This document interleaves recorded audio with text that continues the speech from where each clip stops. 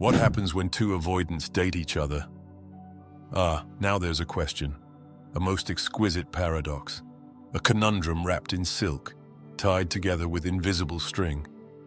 Two avoidants, bound in a so-called relationship.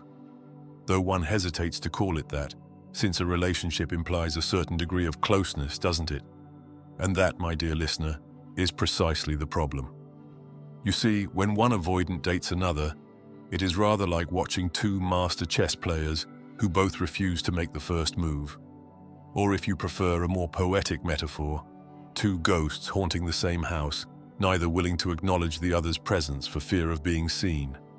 But let's not get ahead of ourselves. Let's begin at the beginning, shall we? It always starts the same way, with intrigue. An avoidant, you must understand, does not fall in love the way others do.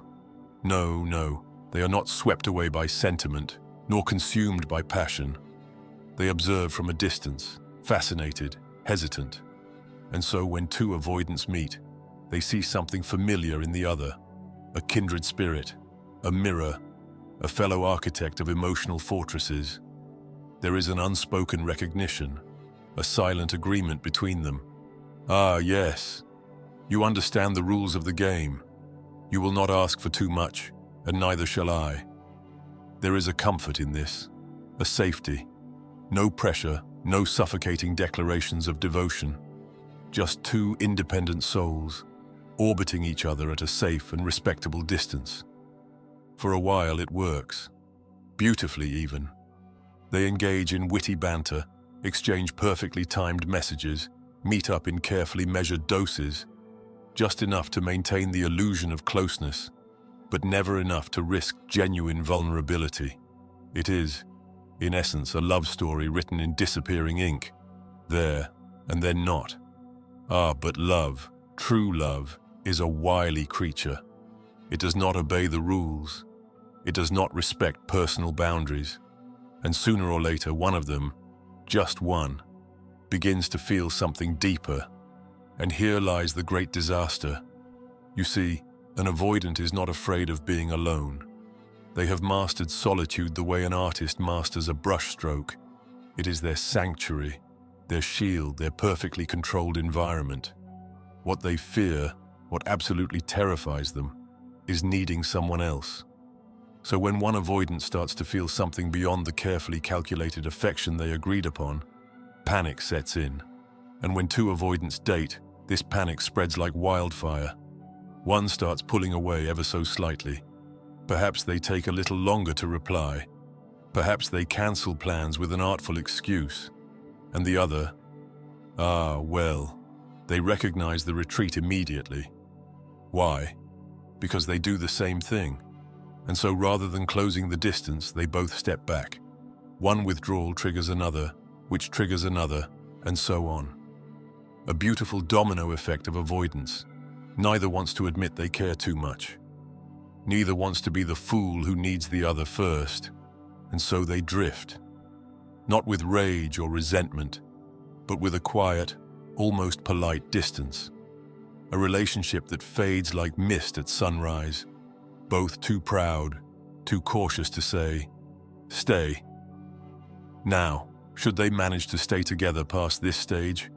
My dear listener, then the real fun begins.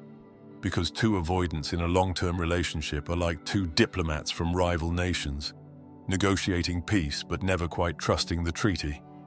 Everything becomes a silent battle of independence. Who will text first? Who will admit they miss the other? Who will dare to introduce the idea of moving in together, of calling this strange, fragile connection a relationship? Neither, of course. Not if they can help it. Instead, you will find them navigating their love with military precision, strategically planning time together and apart, keeping just enough emotional distance to avoid the risk of real intimacy. They will rarely say, "I love you," and if they do, it will be masked in humor, veiled in sarcasm, tossed out in the safest way possible. "You know, I tolerate you more than most." Or my personal favorite, "If I ever find myself trapped in a foxhole during battle, I'd want you there." Not because I love you, but because I know you wouldn't talk too much. Romance. But there comes a moment, a single moment, when one of them slips. Perhaps it is late at night, after one glass of wine too many. Perhaps it is an illness, a moment of true fear, or an accidental brush of vulnerability. And for the first time, the words come out, not perfectly, not elegantly, but raw and unguarded. I don't want to lose you. And there it is, the very thing they have both been avoiding, and the other must now make a choice. To acknowledge the truth, or to run. More often than not, my dear listener, one of them runs. It is their nature, not because they do not care, but because they care too much. Because admitting love means admitting risk, and risk means pain. And for two avoidants, pain is simply not an option. So how does it end? Well, my friend, in one of three ways. 1. The great vanishing act. The easiest ending. One stops reaching out and the other, relieved that they don't have to be the one to initiate, lets it happen. There is no grand farewell, no tearful confrontation, just silence. Two people disappearing from each other's lives, as if it never happened at all. 2. The tense standoff. They stay together, but the walls remain. Neither fully lets the other in, and so the relationship functions, but only barely. It is a union of companionship rather than connection. Two people existing side by side, but never fully together. 3. The breakthrough. And this is rare, so very rare. But sometimes, just sometimes, one avoidant takes a chance. They resist the urge to flee. They resist the urge to play it cool. They stay, even when every fiber of their being tells them to run. And if the other is willing, truly willing, they meet them halfway. And in that moment, a new kind of love is born. A love built on patience, on understanding, on the realization that safety is not found in distance, but in choosing to stay even when it feels uncomfortable. It is not easy. It never is. But when two avoidants decide that, against all odds, they will not retreat this time, that is when the real magic begins. So, my dear listener, what happens when two avoidants date each other? Well, it is a delicate waltz of hesitation and longing, of pushing and pulling, of love that is whispered rather than declared. It is tragic, and yet, it is beautiful. Because to love as an avoidant is to wage war with oneself, to fight every instinct to run, and to perhaps against all odds choose to stay. And that, my friend, is a battle worth winning.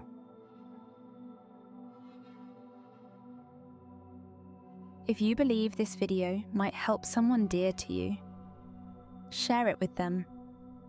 A small gesture on your part could mean the world to a friend in need.